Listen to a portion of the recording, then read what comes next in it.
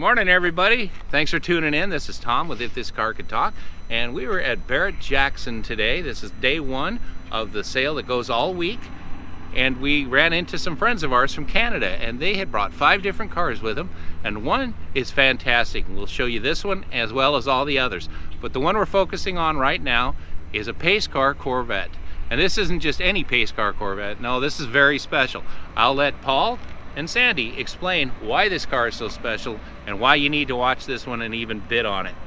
I'll take it away. Thanks, guys. Good morning, everybody. Well, this is a 1995 Corvette Indianapolis pace car. Purple and white. They only came with this color, and this one has the factory installed, still on it, graphics.